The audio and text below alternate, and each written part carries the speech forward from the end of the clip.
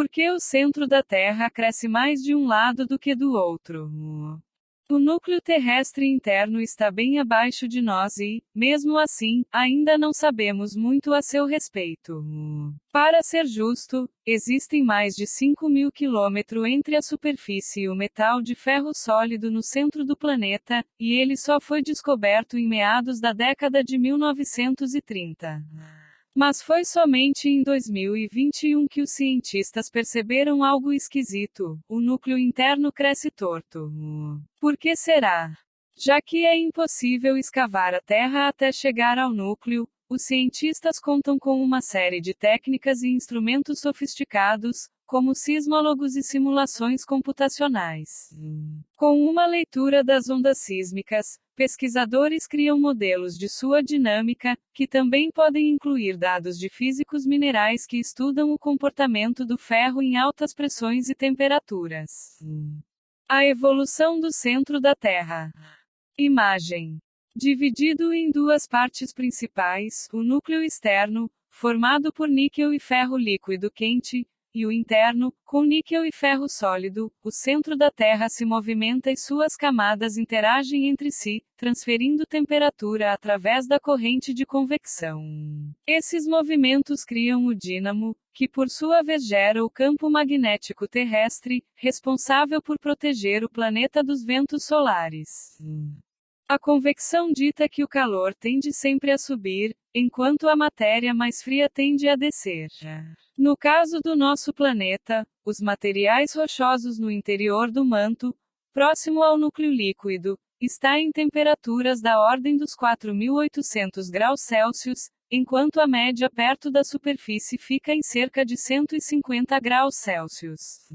Isso parece contrariar a corrente de convecção, mas há muitos processos ocorrendo enquanto o calor e os materiais quentes e menos densos sobem. Entre esses processos, estão as atividades geológicas.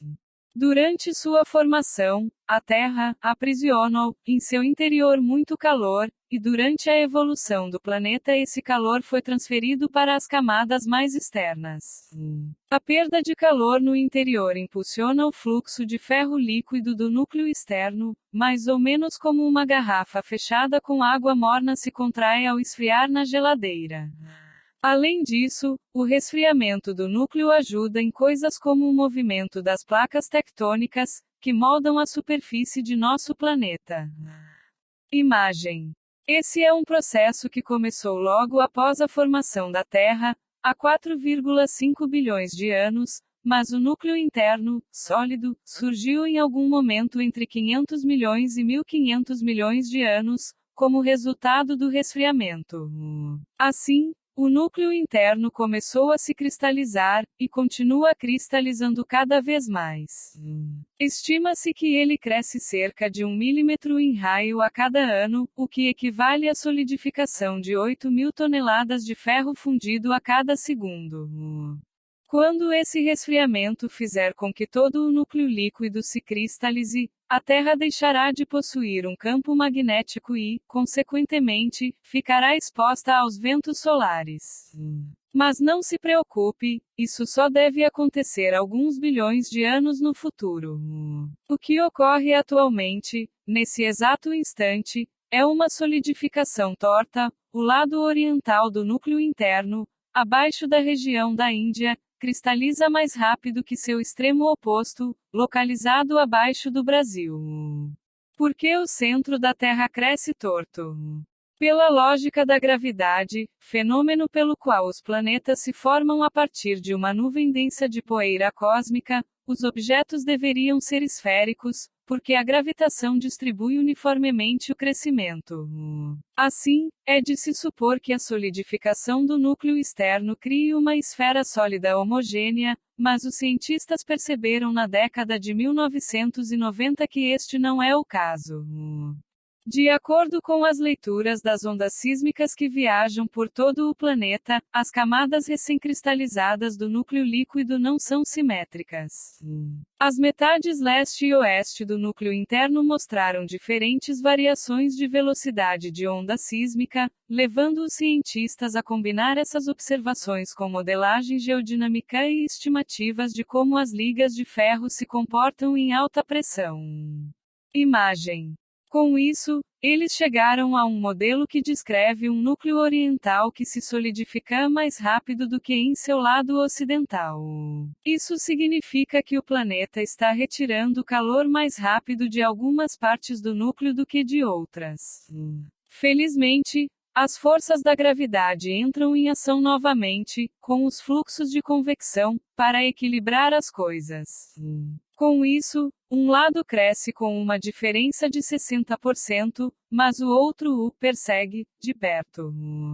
A gravidade redistribui os cristais de ferro movendo o excesso de crescimento do leste em direção ao oeste.